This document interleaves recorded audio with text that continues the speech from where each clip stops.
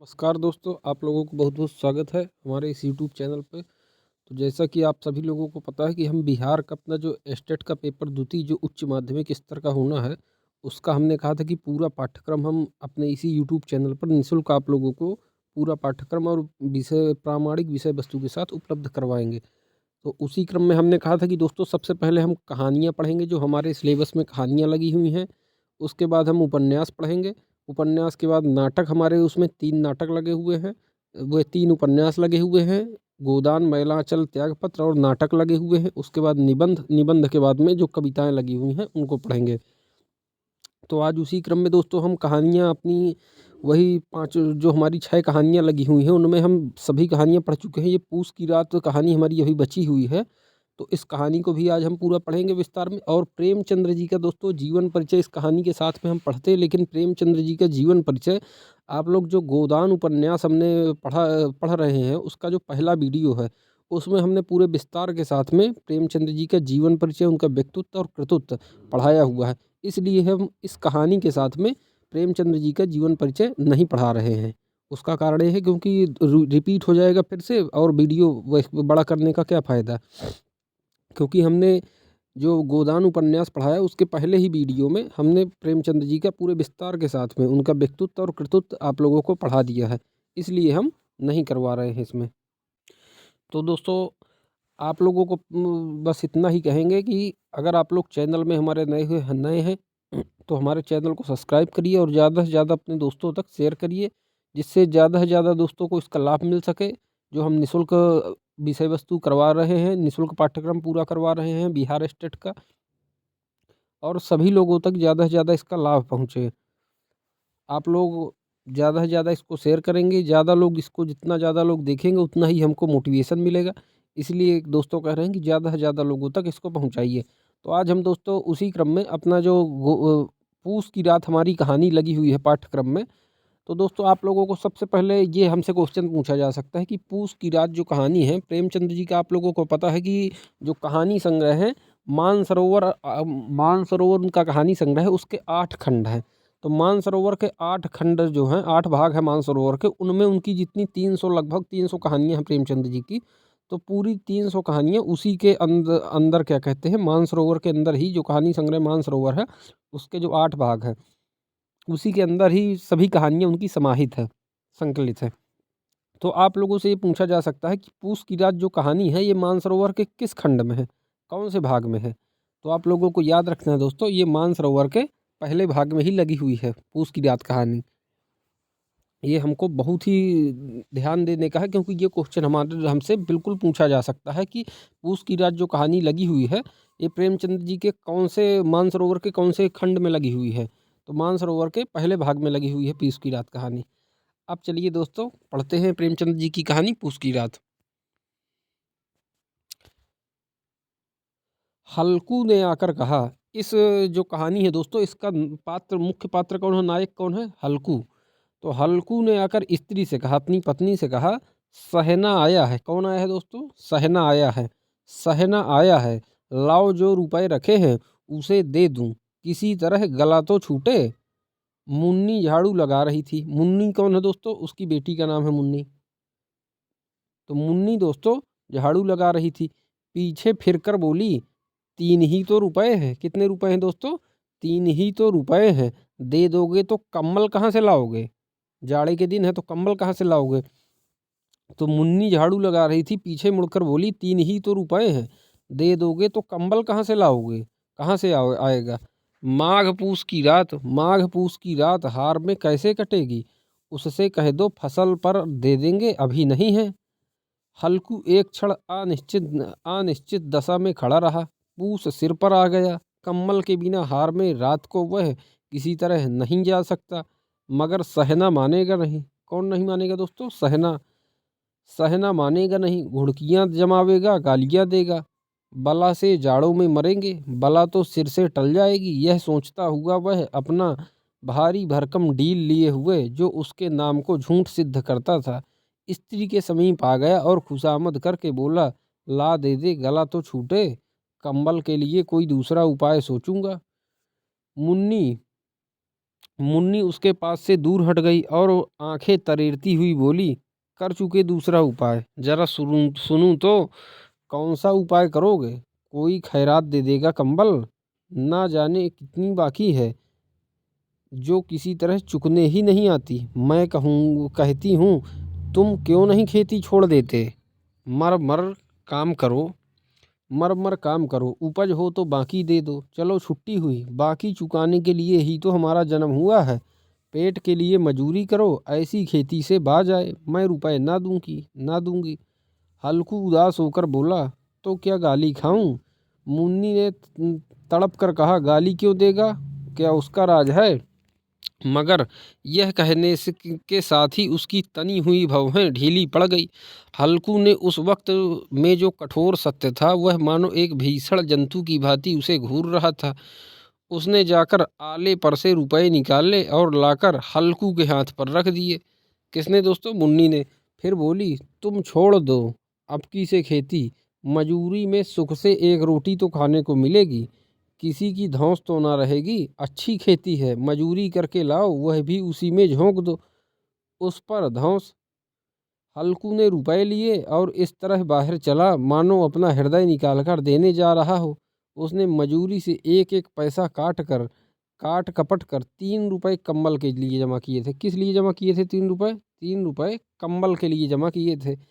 वह आज निकले जा रहे थे। एक एक पग के साथ उसका मस्तक अपनी दीनता के भार से दबा जा रहा है। चलिए दोस्तों, आपको पता होगा दोस्तों, पूस की रात कहानी में 4 अंक हैं।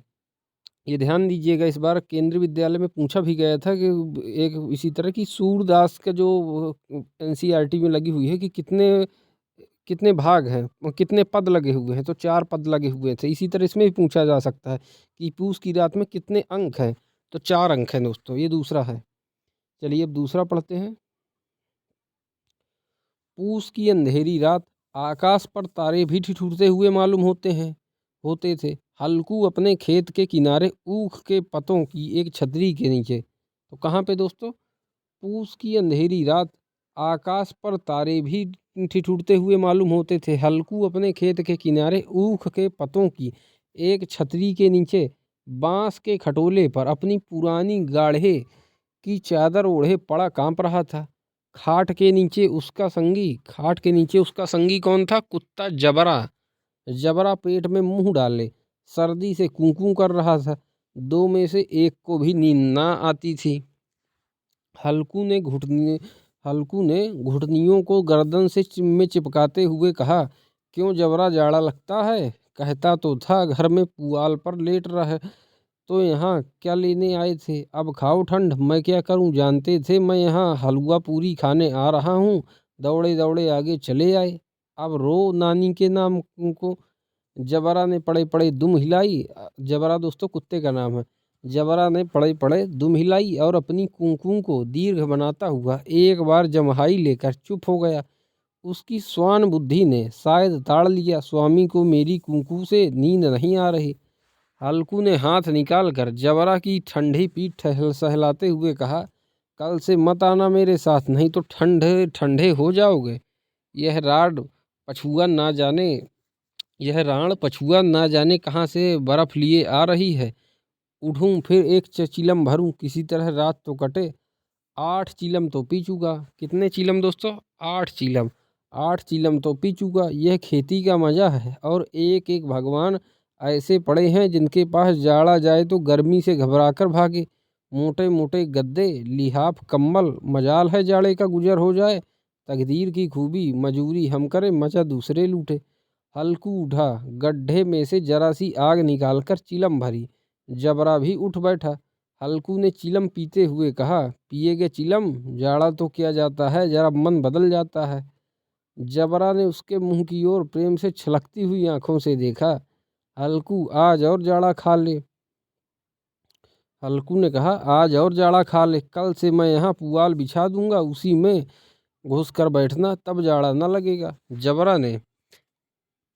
जबरा ने अपने पंजे उसकी घुटनियों पर रख दिए और उसके मुंह के पास अपना मुंह ले गया।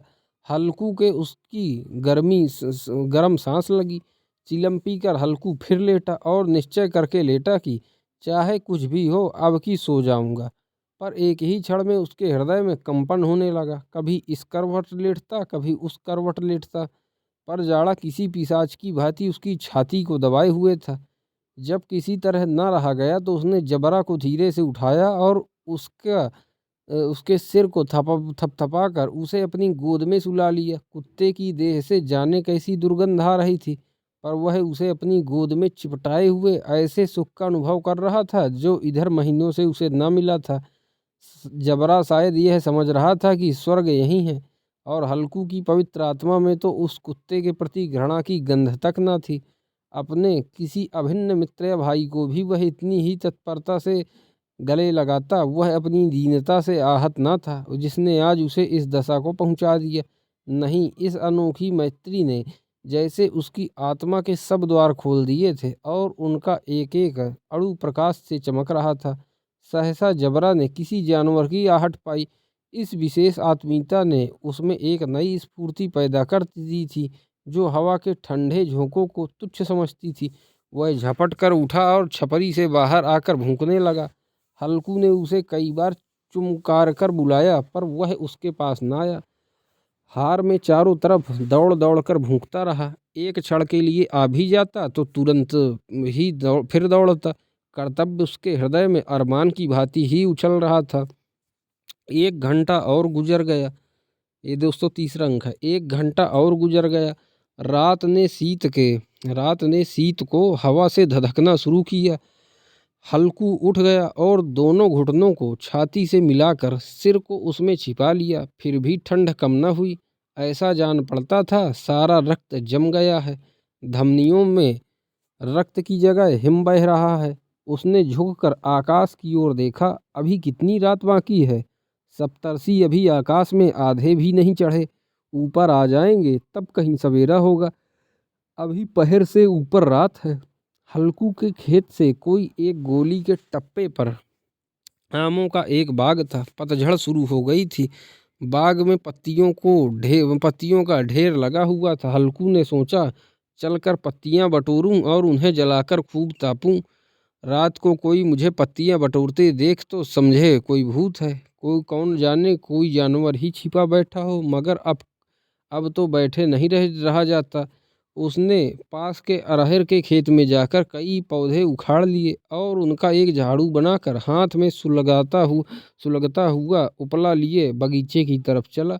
जबरा ने उसे आते देखा तो पास आया और दुम हिलाने लगा।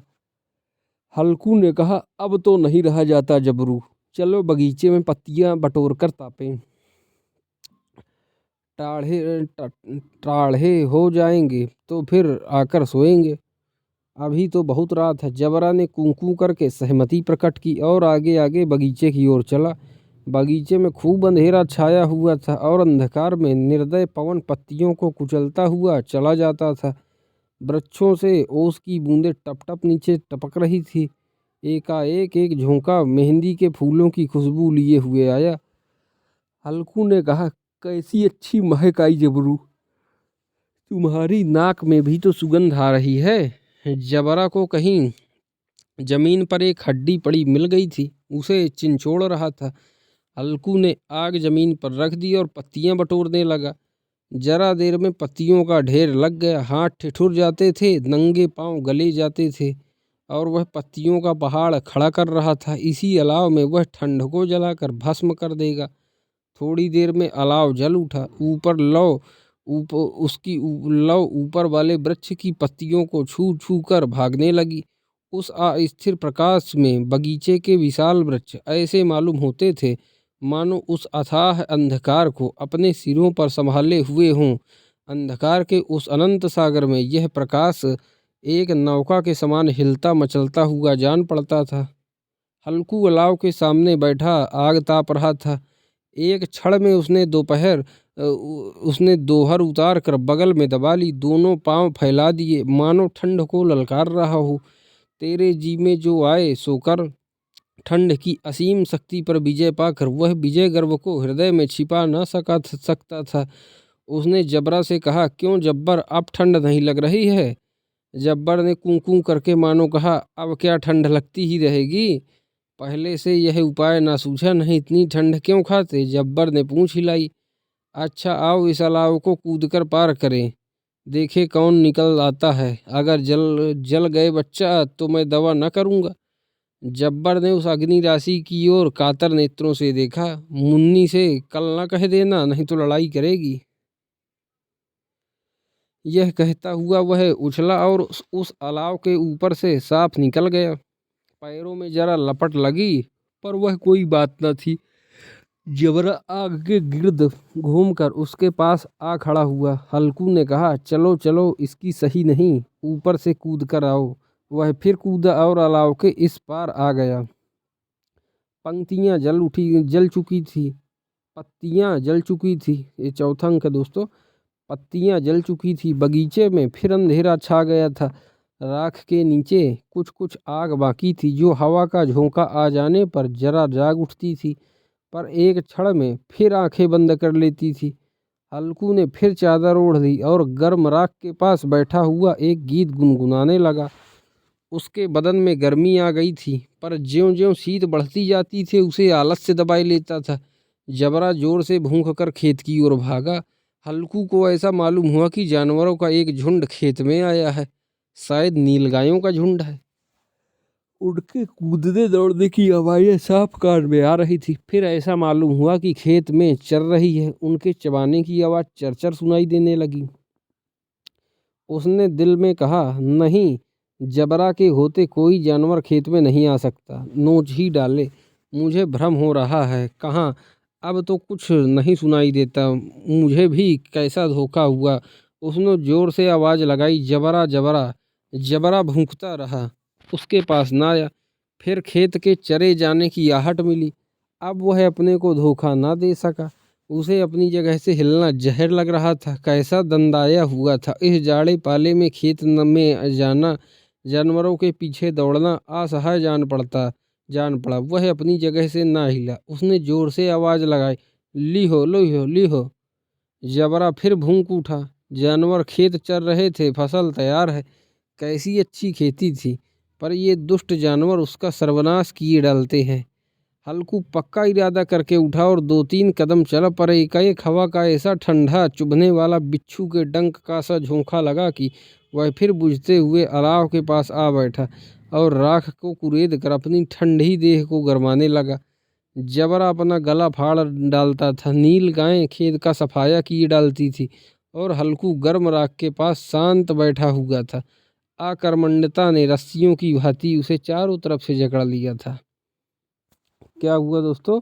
आकर्मण्यता ने रस्सियों की भांति उसे चारों तरफ से जकड़ रखा था। उसी राख के पास गर्म जमीन पर वह चादर ओढ़कर सो गया। कहाँ सो गया? उसी राख के पास गर्म जमीन पर वह चादर ओढ़कर सो गया। सवेरे जब उसकी नींद खिली तब चारों तरफ धूप फैल गई थी और मुन्नी कह रही थी, क्या आज सोते ही रहोगे? तुम यहाँ आकर रम गए और उधर सारा खेत चौपट हो गया। हल्कू ने उठकर कहा, क्या तू खेत से होकर आ रही है? मुन्नी बोली, हाँ, सारे खेत का सत्यानाश हो गया। भला ऐसा भी कोई सोता है? तुम्हारे यहाँ मड़ैया डालने से क्या हुआ? हल्कू ने बहाना किया, मैं मरते मरते बचा, तुझे अपने खेत की पड़ी है। पेट में ऐसा दर्द हुआ कि मैं जानता हूँ पेट में ऐसा दर्द हुआ कि मैं ही जानता हूँ। दोनों फिर खेत के डाह पर आए। देखा सारा खेत रौंदा पड़ा हुआ है और जबरा मड़ैया के नीचे चित लेटा है, मानो प्राण ही न हो। दोनों खेत की दशा देख रहे थे। मुन्नी के मुख पर उदासी छाई थी, पर हल्कू प्रसन्न था। मुन्नी ने चिंतित होकर कहा, अब मजूरी करके माल गुजारी भरनी पड़ेगी। हल्कू ने प्रसन्न मुख से कहा, रात को ठंड में यहाँ सोना तो ना पड़ेगा। तो ये दोस्तों थी हमारे जो पाठ्यक्रम में लगी हुई थी पूस की रात कहानी। ये दोस्तों कहानी हमने पूरी पढ़ ली है पूरे विस्तार के साथ में। आप लोग भी इस वीडियो को 2-3 बार देखिएगा, जिससे कहानी बहुत ही अच्छे से आप लोगों को समझ में आ जाएगी और कंठस्थ हो जाएगी, याद भी हो जाएगी। इसके जो पात्र हैं, कथन है, सब कुछ आपको याद हो जाएगा। तो चलिए दोस्तों, वीडियो को यहीं समाप्त करते हैं। आप लोग नए हो तो चैनल को सब्सक्राइब करिए, ज़्यादा से ज़्यादा मित्रों तक अपने पहुँचाइए। फिर मिलते हैं किसी अगले वीडियो में, तब तक के लिए धन्यवाद दोस्तों।